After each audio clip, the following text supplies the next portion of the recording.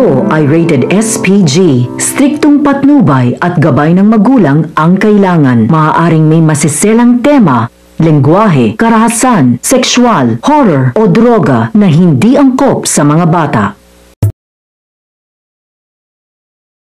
Dahil napahiya si Carlos ng 2 beses, ngayon maghihigpit na siya. Lalabas na ang tunay niyang ugali. Pareho sila ni Zoe na makasarili.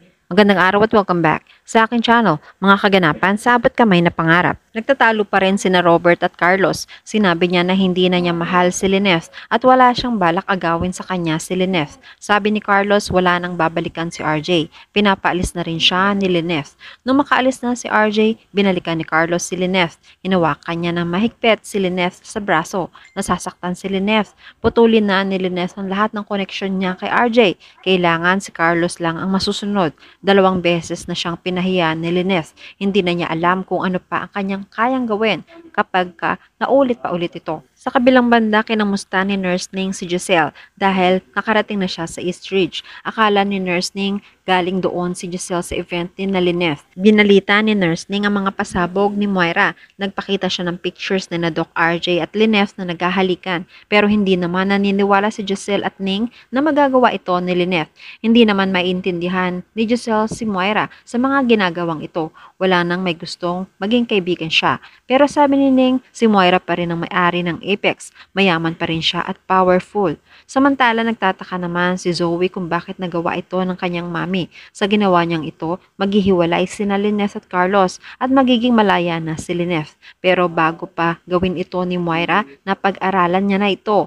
Kasal pa rin sila ni Robert at kapag lumapit si Lynette, mapapatunayan na isang homewrecker si Lynette. Magkakasira rin sina Annalyn at Lynette. Magkakasira rin ang mag-ama at sina Carlos at Lynette. Hindi pa rin sigurado si Moira kung talagang magkakasira sina Carlos at Lynette, pero sigurado siya na magkakalamat ang kanilang relasyon. Hindi pa rin siya ang talo. Pero nagtataka naman si Zoe kung saan naman kinuha ng mami niya ang mga pictures. Inamin ni Moira na kay Nerissa ito galing. Andun nga si Nerissa sa park kung nasaan nandoon ang pamilya ni Lynette.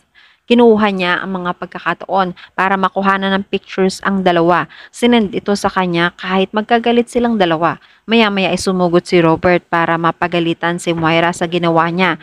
Tumatawa si Moira. Gusto niyang maging miserable si Lynette. Tumayo pa si Moira. Gusto niya rin maging miserable si Robert. Walang magiging masaya habang andito siya. Alam ni Moira na nasasaktan si Robert, kaya alam niyang matagumpay ang ginawa niya. Dapat nga magpasalamat pa sa kanya si Robert dahil magkakahiwalay na si Lynette. Dahil yun naman talaga ang gusto niya. Palagi na lang sinasabi na si Lynette ang maninira ng pamilya. Pero si Robert talaga ito. Siya talaga ang maninira. Dahil sinira ni Robert sina Moira at Zoe, sina Annalyn at Lynette, at silang dalawa ni Lynette. Ngayon, sina Lynette at Carlos naman. Dahil makasarili si Robert, wala siyang pakialam sa mga tao. Wala siyang kwentang asawa, walang kwentang doktor at walang kwentang tao. Siya ang bomang sumisira sa kanilang lahat. Hindi na napigilan ni Robert na masampal si Moira. Nagulat si Zoe at inawat niya si Robert. Hindi naman nasaktan si Moira dahil napakasaya niya sa mga nangyari. Ibigay pa niya ang kabilang pisngi para mas maigi ang pakiramdam ni Robert. Ang tanga naman ni Robert dahil hindi siya ang pinili nito. Pero sabi ni Robert, mas tanga siya kung si Moira ang pipiliin niya. Hindi rin pipiliin ni Moira si Robert dahil ayaw niya sa taong talunan. Inawat ulit siya ni Zoe pero galit na galit si Robert.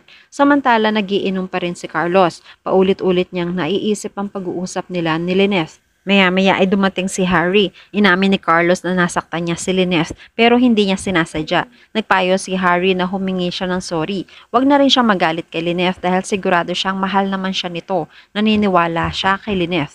Napag-isipan ni Carlos na tama nga si Harry. Walang kasalanan si Lynette. Ang dapat sisihin dito ay sina Annalyn at RJ. Pinagdidikit ni Annalyn sina Lynette at RJ. Nagtaka si Harry bakit napasama si Annalyn dito pero hindi naman niya masisisi si Annalyn dahil dahil gusto lang naman niya na makapiling ang mga magulang niya. Alam naman ng tatay niya noon pa na matagal nang gusto ni Annalyn na magkaroon ng buong pamilya pero gustong mapag-isa ni Carlos at umalis na rin si Harry. Sigurado si Harry na mahal siya ni Lynette. Samantala sa paghihintay ni na Annalyn sa nanay niya, ipinaalam ni Lynette na okay na sila ni Carlos. Wala nang problema. Nagtataka si Michael. Nagtataka rin si Josa pero naniniwala naman siya. Ang bait ni Carlos. Hindi man lang siya nagalit. Sinabi rin ni Chang Susa na maswerte si Lynette. Gusto man kausapin ni Annalyn si Carlos para humingi ng tawad dahil pakiramdam niya siya ang may kasalanan kung bakit nagkasama ang mga magulang niya. Pinigilan na siya ni Lynette. Palipasin na lang muna. Sang-ayon si Chang Susan dahil mabait si Carlos. Walang anuman sa kanya ang nangyari. Nung inaya na ni Lynette ang nanay niya, hinawakan niya ang braso at nasaktan si Lynette. Nung itinaas ni Annalyn ang damit para tingnan, nagulat silang lahat dahil may pasa ang nanay niya. Nawala naman ang kanilang pag-aalala nung sabihin ni Lynette na dahil ito sa takbuhan kanina, maaaring natamaan lang. Kinabukasan sa Eastridge, may pasyente pala sila na isang dating propesor ni na Carlos at RJ. Na-late naman si Annalyn at sinita siya ni Carlos. Nakilala ng propesor si Annalyn. Pinagmamalaki niya na magaling ang tatay ni Annalyn. Siya ang dahilan kung bakit hindi makatap si Carlos. Alam na niyang kay RJ nagmana si Annalyn. Kinamusta niya si RJ. Nagtataka rin siya bakit nasa Eastridge si Annalyn samantalang dapat sa Apex siya nagre-residency dahil ang tatay niya ang may-ari doon. Unless meron silang problema. Kamusta rin ba ang nanay ni Annalyn? May problema ba sila ng tatay niya? Pinutol na ni Carlos ang usapan. Hindi pa rin nagbabago ang propesor. Gusto pa rin niya malaman ng mga buhay-buhay. Aminado ang pasyenteng doktor na tsismoso siya. Sinabi ni Carlos ang sakit at maaaring gawing proseso sa doktor para malaman nila ang igagamot nila sa pasyente. Nagsuggest si Annalyn ng iba pang pwedeng gawin pero binara siya ni Carlos. Sumang-ayon si Lindon sa mga proseso ni Carlos. Sabi ni Carlos, tama. Hindi naman kailangan na maging genius para malaman ng tamang proseso. Common sense lang yan at experience. Nalulungkot si Annalyn sa malamig na pakikitungo at pagsusungit ni Carlos sa kanya. Napansin rin ito ni Lindon. Samantala, pinuntahan ni Annalyn si Carlos. May dala siyang pagkain para sa kanya. Pero masungit si Carlos at sinabi niyang busy siya. Ibig sabihin, ayaw niyang makipag-usap. Humingi ng tawad si Annalyn dahil na-late siya kanina. Inulit-ulit ni Carlos na busy siya. Humingi naman ng tawad si Annalyn dahil sa nangyari kagabi sa event. Natanong niya kung galit ba sa kanya si Carlos. Tumayo si Carlos at sumigaw. May problema nga siya. May problema siya kay Annalyn. Nagulat si Annalyn sa kinilos ni Carlos. Sa teaser makikita na mag-aalala si Zoe. Alam niyang hindi na magtatagal at makukuha sa kanila ang Apex. Kailangan may gawin ng mami niya. Naghihiganti na ang mga taong sinaktan ni Moira. Napapansin naman ni Carlos na binibaby pa rin ni Lynette si Annalyn. Pakikialaman niya ito. Minsan nakakasagasa na ng tao si Lynette para lang pagbigyan ng kagustuhan ng anak niya. Samantala magsisimula na ang tensyon sa pagitan ni na Carlos at Annalyn.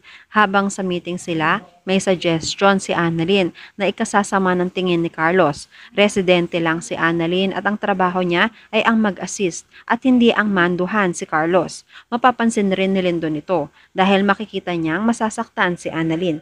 At yan ang mga pakakaabangan natin sa abot kamay na pangarap. Kung gusto niyo ng mga ganitong klase ng video, please like this video and please subscribe to my channel.